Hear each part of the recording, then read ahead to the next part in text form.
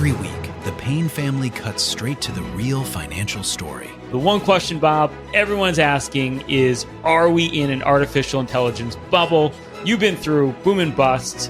What do you think? No hype, no myths. Just what actually matters to your money. Does feel very similar to what we experienced in the 90s. Where are we, though? Are we in 1995, 1997, 1999? Listen to the Pain Points of Wealth on the Red Apple Podcast Network. The Stone Zone, entertaining and informative on the Red Apple Podcast Network. You are now entering the Stone Zone. I'm your host, Roger Stone. All eyes continue to be trained on Minnesota, where the evidence from this past weekend and the extraordinary revelations by both James O'Keefe with O'Keefe Media, formerly with Project Veritas, probably the best-known undercover journalist in the country, as well as the incredible reporting of an individual journalist, citizen journalist named Cam Higbee, it's abundantly clear that what we see going on in Minnesota are not spontaneous, indigenous, peaceful protests against ICE detaining dangerous illegal criminals, but more precisely a well-oiled, well-financed, well-coordinated insurrection in which, first of all, Tim Walz and the mayor of Minneapolis forbid local police to assist ICE agents in the discharge of their duties. When Tim Walz, as governor, called in the Minnesota National Guard, they essentially protected the violent demonstrators and protesters, giving them hot coffee and donuts, as well as clearing their no-go zone in downtown Minneapolis. Then the situation escalated further by this incident in which Alex Pretty, who was heavily armed, but not considering the conditions of his legal Minnesota concealed carry permit, had no ID on him. And that situation escalated. It's kind of like Rashomon, that famous Japanese noir film where multiple people look at the same event and see different things. But President Trump has moved to defuse the situation, opening a dialogue with Governor Tim Walz. Now, Tim Walz is desperate to distract from his role in the multi-million-dollar fleecing of the American people through all of these Somali-based fake nonprofits and NGOs taking advantage of child care programs, COVID-19 programs, transportation programs for the elderly. And he would love to distract from the fact that he has been subpoenaed in an investigation into that multi-million-dollar theft. So, but those who say that the president has thrown in the towel or that he's backed up must not have actually seen what the president said. The White House is actually drawing a firm line in the sand on the issue of law and order. And the president directly confronted the governor of the state over the state's refusal to cooperate with federal immigration enforcement. So let's listen to Caroline Levitt, because she lays out the situation almost perfectly.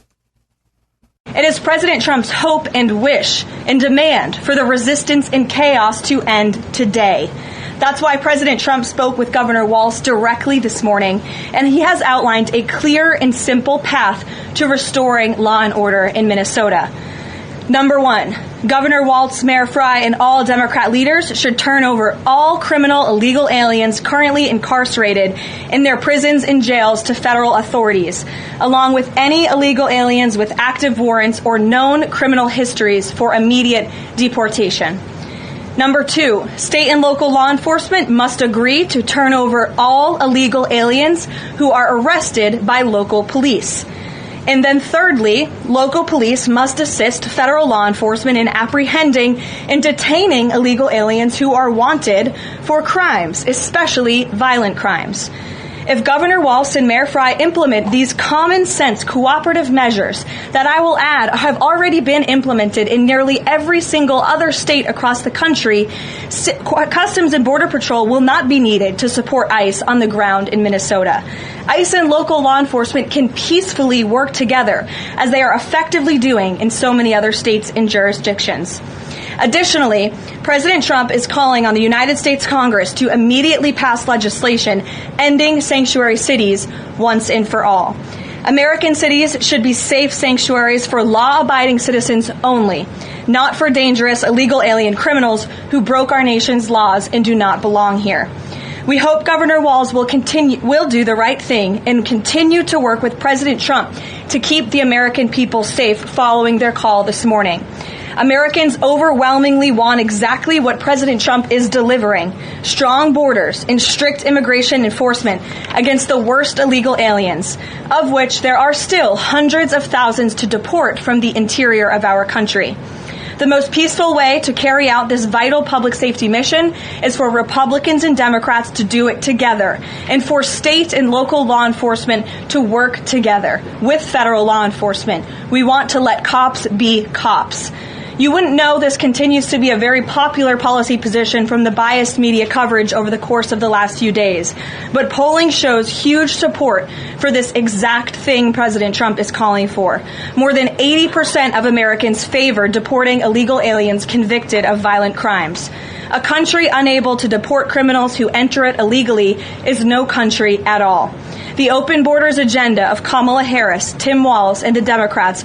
So according to Levitt, the statement released by Caroline Levitt, the president spoke with Tampon Tim, and he laid out very clear, common sense plan to restore public safety. The president, however, is demanding that Minnesota turn over all criminal illegal aliens currently held in state or local jails, along with those who have outstanding warrants or no criminal histories, for immediate deportation. He's also calling on local law enforcement to turn over any illegal arrested in a new crime, but not yet moved to trial. He's also called on local law enforcement to completely cooperate with ICE by transferring all illegal aliens who get arrested, and also assisting federal agents in apprehending these fugitives. So tell me where Trump has thrown in the towel. This is how immigration enforcement already works in responsible states across the country. You don't hear about incidents like we've seen in Minnesota, in Texas, or in Florida, but you see that they are rampant in Minnesota. Why? That's because in Texas and Florida, local and state law enforcement cooperate with ICE as opposed to fighting them. Now, the president also clearly making some revisions. He's sending Tom Homan, a man he trusts, to negotiate directly and talk directly with Tampon Tim and Keith Ellison and the other state officials. Homan has a relationship with these people from his service in the first Trump administration, at least with some of them. And then additionally, of course, the president has made it very clear that if the situation spins out of control, he will consider implementing the Insurrection Act of 1807. But the president's decision to fire the head of the Border Patrol, Bovino, tells me that there is a dichotomy between those experienced ICE agents and those working for the Border Patrol, many of whom are undertrained in these online temporary courses. And therefore, they have no experience in crowd control. They have no experience in law enforcement. The president's moving very quickly, I think, to fix that. And I think that is a very, very key factor here. But again, you look at the statement put out by Caroline Levitt.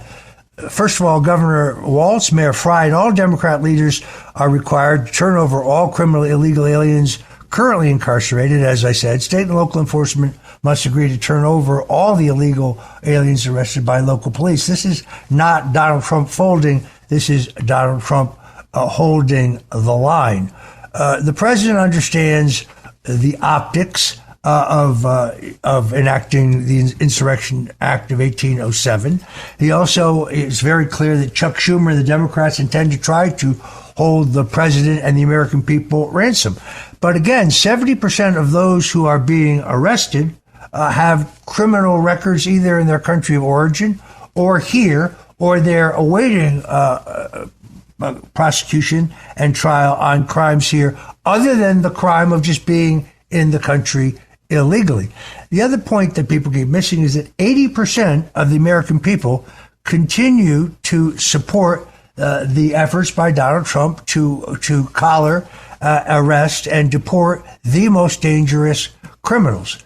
You wouldn't know any of this from the biased news media coverage, but those are the facts. The most peaceful way to carry out this vital public safety mission is for Republicans and Democrats to work together, and for local and state law enforcement to work with the feds, not against them, as we've seen in places like Chicago, where J.B. Pritzker, the orotund, that's a new word. I have one of those online programs where they suggest a new word to you every day to expand your vocabulary. Today's word was orotund.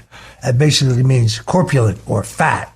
And the governor, Brandon Johnson, who has a 6% approval rating, and whose IQ is 1 point lower, you'd have to water him like a plant. They have made sure that the Chicago police and the state police in the state of Illinois will not come to the aid of any ICE agents whose life may be in danger because they are menaced by these thugs. And the state is being flooded with paid operatives. Who is paying for the flatbed trucks? Who is paying for the pallets of bricks? Who is inside these signal chats? I find it really disturbing that the lieutenant governor, the number 2 to Tim Walz, and Walz's chief political operative, the campaign manager of all of his campaigns, probably the most influential operative in the Minnesota Democrat Party, is also embedded in these same signal chats where they use spotters and spies, and they take down, for example, license plate numbers. They let their network of radical extremists and violent thugs know where ICE is and what ICE is doing so they can interfere with their mission. And that reeks of insurrection to me.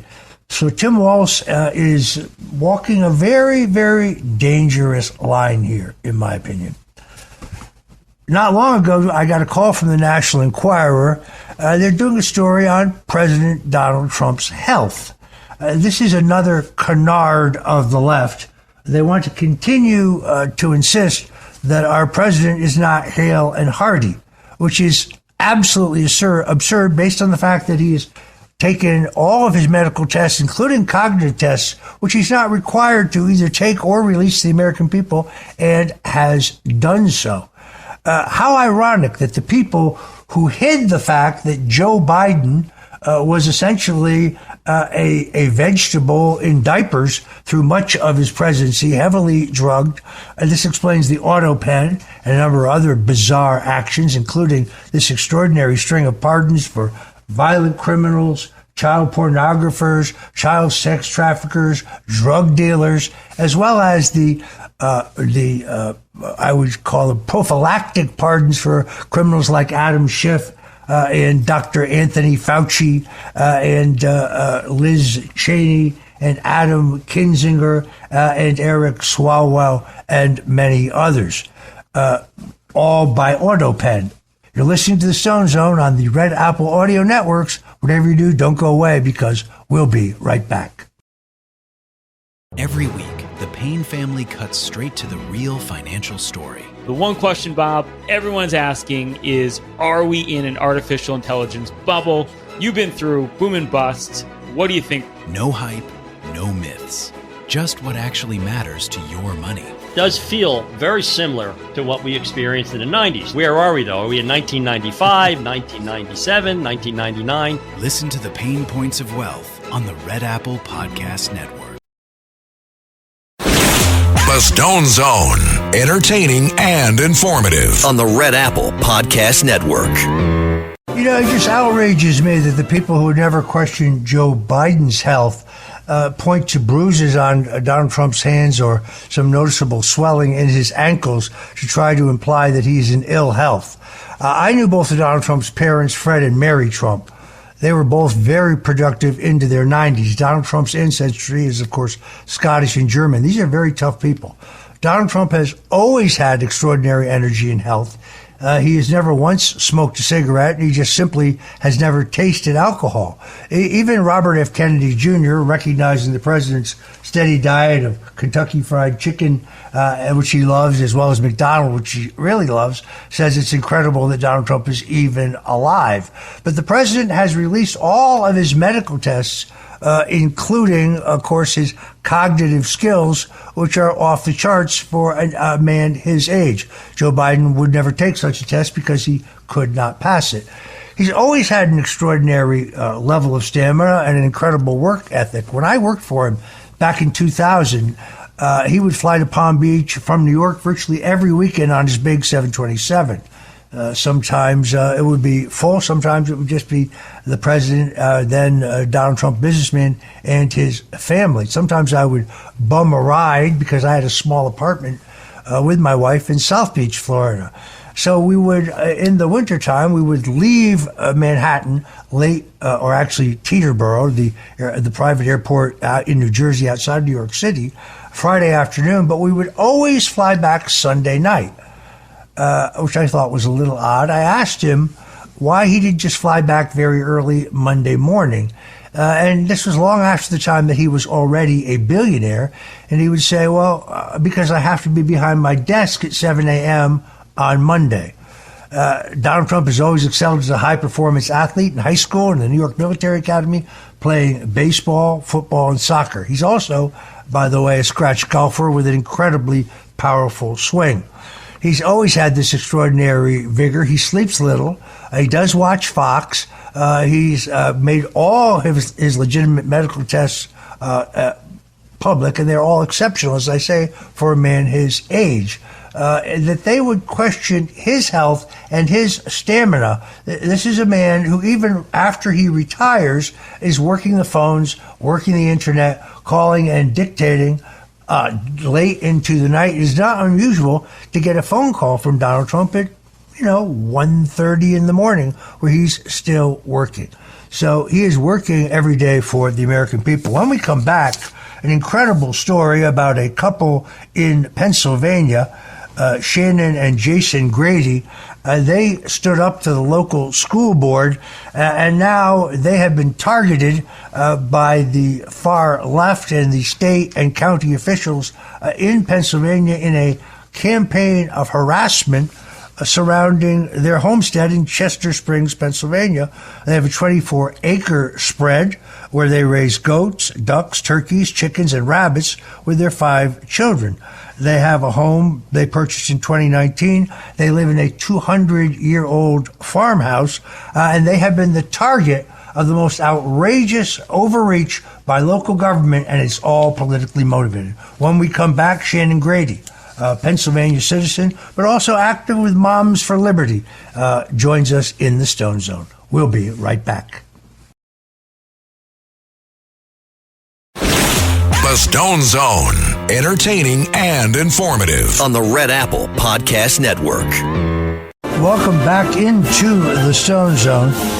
Shannon Grady and her husband Jason own a 24-acre homestead, as I say, in Chester Springs, Pennsylvania, where they raise goats, ducks, turkeys, chickens, and rabbits with their 5 children. The family purchased the property in 2019 and gradually converted a former horse pasture into a functional family space, including a small pond with a natural spring used for recreation and also for watering the animals. But unfortunately, Shannon Grady and her husband have been targeted by state and local officials over completely what I believe are fabricated environmental infractions in an effort to target them. What began as an emergency storm repair during Hurricane Ida in 2021 has since escalated into a year-long legal struggle with the Pennsylvania Department of Environmental Protection, in which the Grady family believes, correctly, that they're targeted out of vengeance by state and local authorities due to Shannon Grady's advocacy against some of the COVID restrictions and her criticism of the local school board. Shannon Grady joins us in the Stone Zone now. Hey, thanks for having me. Shannon, this is an extraordinary story that I think the people need to know. about how this attack on you and your family and your property has spiraled out of control. First, let's talk about your activism regarding COVID restrictions and the local school board. Yeah, I generally kept to myself prior to the school shutdown, and when the masking mandate was put in place, I kind of just kept to myself, kept quiet, and I just kept my kids home. I didn't send them to school. I kept them online, and I didn't really cause a stir. I never complied with any masking mandates. Anywhere I went, I just lived freely. But when the COVID restrictions continued, it was supposed to be 2 weeks, and then it was 2 years in our school district. My son was about to enter high school, and his high school was one of the schools in the district that you have to apply to. It's a STEM academy, so they had no in-person option.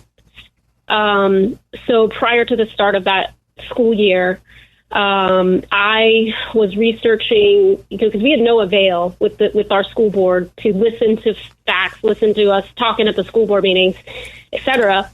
So I was researching the school codes, and I found a section in the school code that allows you to file a petition to remove your school board. So I, knowing nothing about anything, I was just a really upset parent. I filed a petition to remove the school board based on the masking mandates, and that sort of, the school board was removed. They were later placed back on, but that kind of started a whole stir. I got more involved with the school.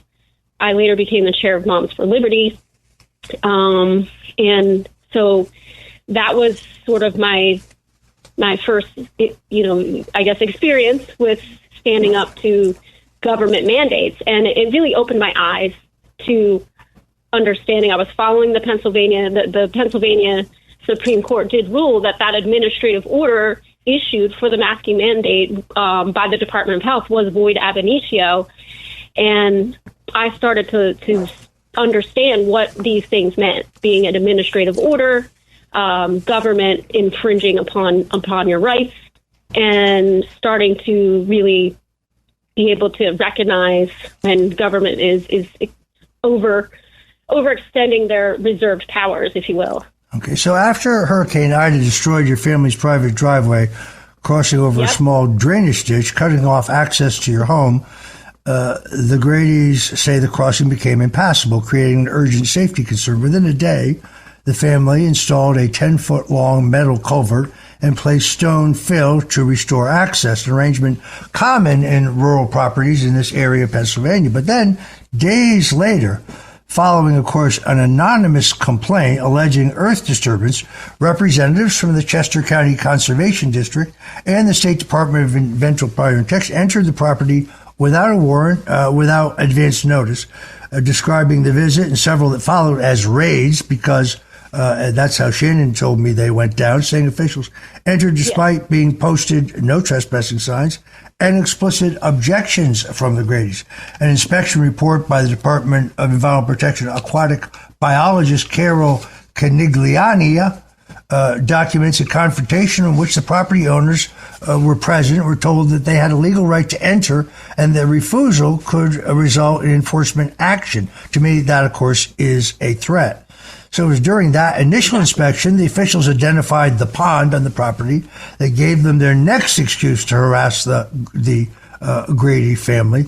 Subsequent Department of Environmental Protection reports alleged multiple fabricated violations, including unpermitted earth disturbance exceeding 1 acre, discharge of sediment into a water of the Commonwealth, construction of an unpermitted culvert, failure to implement erosion and sediment controls, unlawful obstructive encroachment upon wetlands.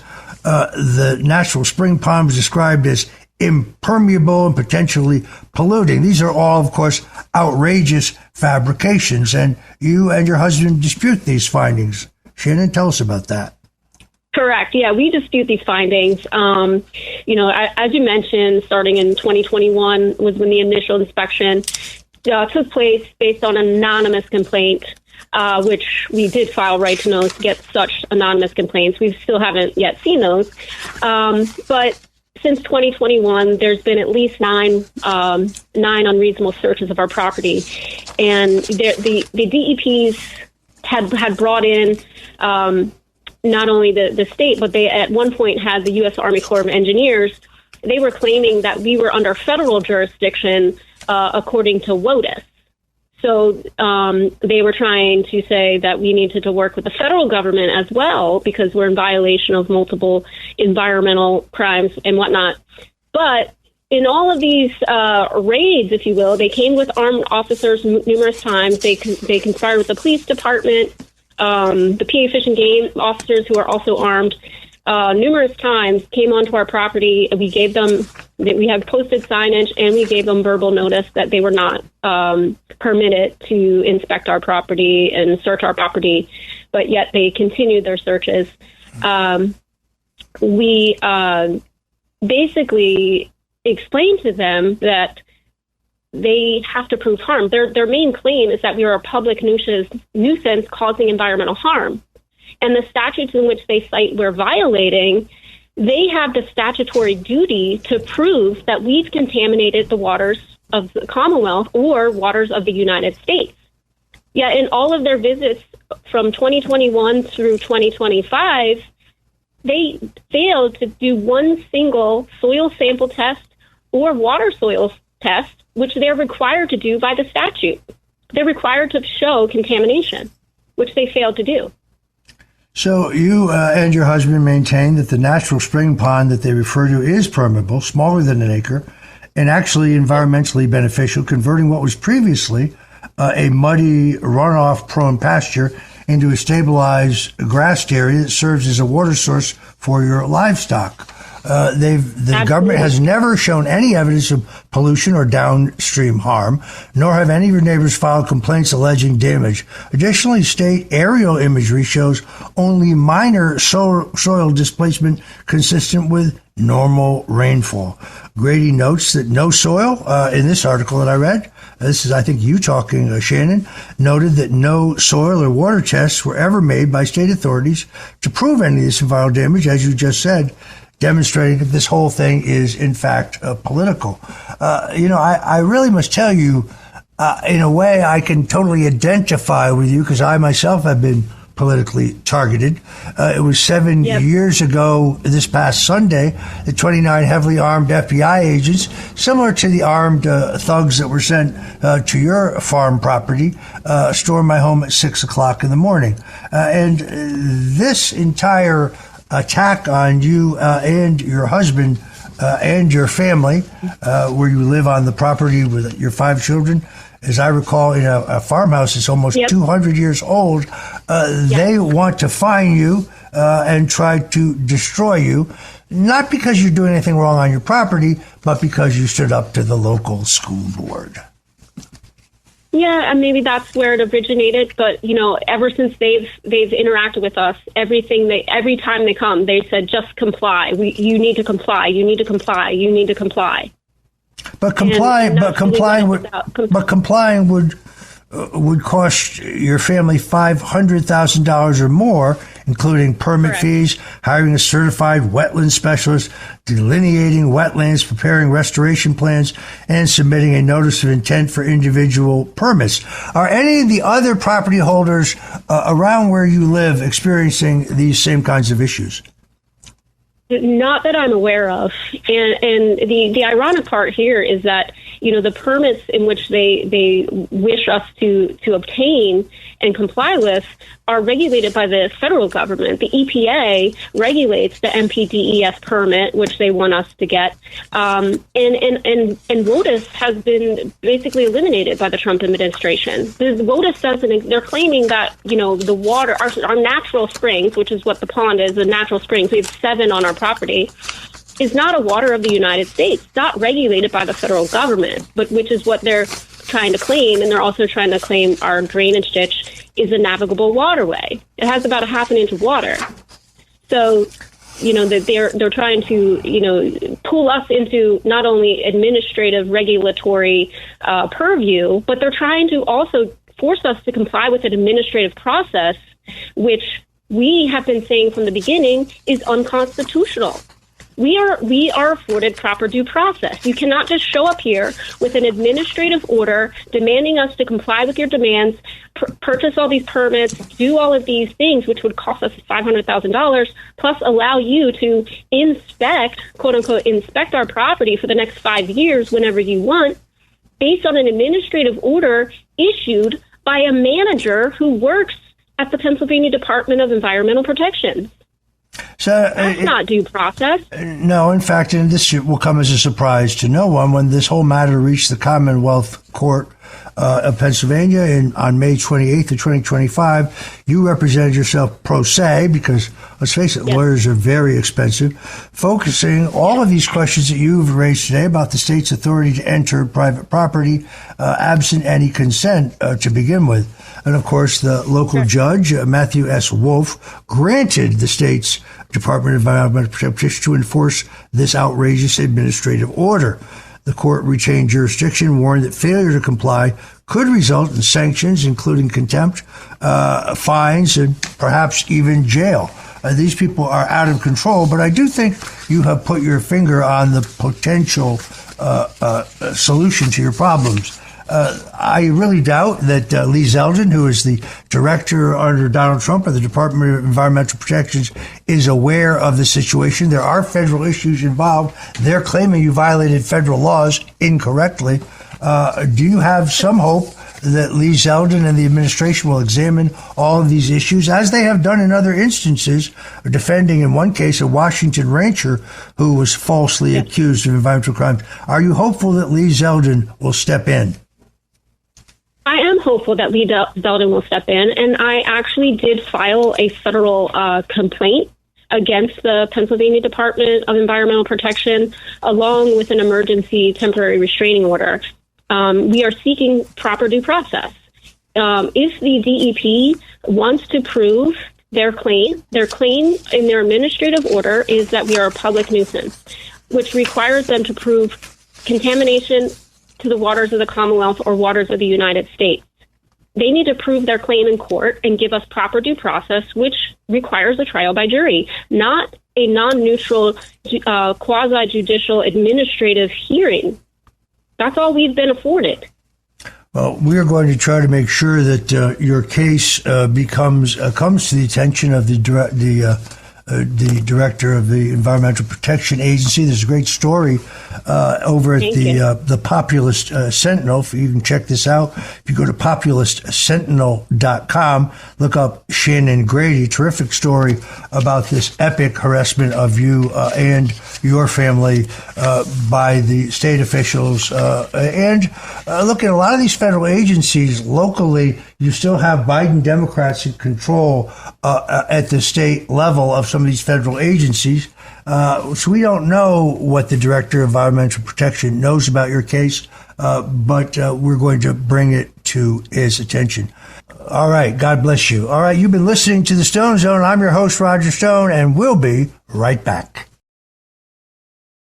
Adobe Acrobat Studio, so brand new. Show me all the things PDFs can do. Do your work with ease and speed. PDF Spaces is all you need. Do hours of research in an instant with key insights from an AI assistant. Pick a template with a click. Now your prezzo looks super slick. Close that deal? Yeah, you won. Do that, doing that, did that, done. Now you can do that with Acrobat. Now you can do that with the all-new Acrobat. It's time to do your best work with the all-new Adobe Acrobat Studio. The Stone Zone, entertaining and informative. On the Red Apple Podcast Network. Welcome back into the Stone Zone. New details surrounding that fatal shooting of far-left Antifa activist Alex Priddy point to a disturbing pattern of coordinated anti-law enforcement activities that helped create the conditions for this tragedy in which he was shot and killed. According to a neighbor, Priddy was among those who was an active participant in the neighborhood Ice Watch chat on the encrypted messaging app Signal. This is the coordinated group run by Governor Tim Walz's lieutenant governor and his chief political operative. These were used in a very systematic way to monitor and interfere with federal immigration operations. Priddy was armed at the time of the encounter, was shot while violently resisting Border Patrol agents early Saturday morning. Evidence continues to mount showing that Priddy was not some passive bystander, but part of a well-oiled militant communist and Marxist network deliberately tracking and obstructing ICE. These so-called ICE watch groups have gone far, far beyond peaceful protest. My hat's off to independent journalist Cam Higbee, who exposed not one but two signal chats in which agitators assign roles to identify, follow, and impede federal agents, a practice that dangerously escalates confrontations and puts both officers and civilians at risk. Now, the Trump administration is stepping in to put an end to this subversive nonsense. FBI Director Kash Patel confirms his office has opened an active and aggressive investigation into the anti-ICE signal chat networks in Minnesota, including reports that some participants may actually be state or local government officials feeding information illegally to the radicals. FBI Director Kash Patel made clear that ideology does not excuse criminal conduct, neither does partisanship.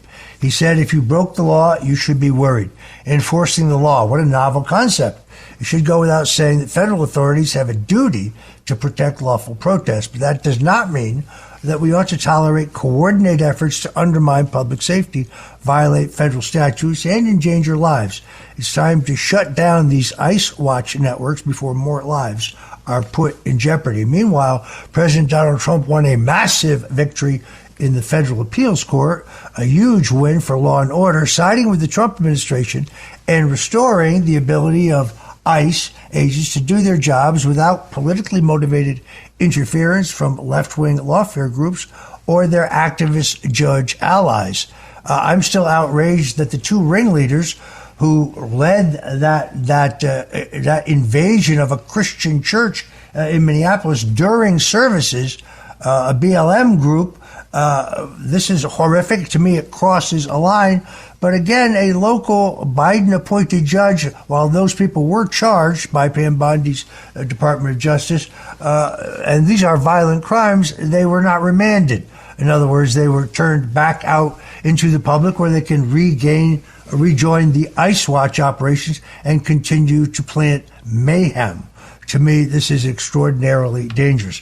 Donald Trump moving aggressively to defuse the situation. But once again, those who say Trump threw in the towel, Trump blinked, go back and look at the list of demands that Donald Trump gave to Tampon Tim and tell me who's in the driver's seat. The president has the ultimate option, which of course is to enact the Insurrection Act of 1807.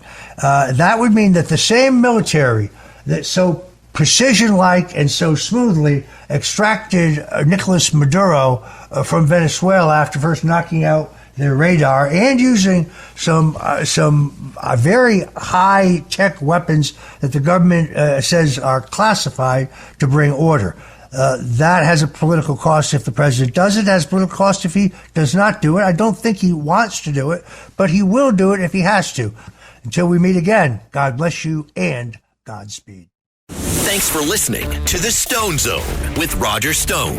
You can hear The Stone Zone with Roger Stone weeknights at 8 on 77 WABC. If you like the podcast, share it with your friends and listen anytime at WABCRadio.com and download the WABC Radio app. Hit that subscribe button on all major podcast platforms. Plus, follow WABC on social on Instagram, TikTok, Facebook, and X. See you next time for a new episode, so you never have to wonder, what the heck is going on here? Every week, the Payne family cuts straight to the real financial story. The one question, Bob, everyone's asking is, are we in an artificial intelligence bubble? You've been through boom and bust. What do you think? No hype, no myths. Just what actually matters to your money. Does feel very similar to what we experienced in the 90s. Where are we, though? Are we in 1995, 1997, 1999? Listen to the Pain Points of Wealth on the Red Apple Podcast Network.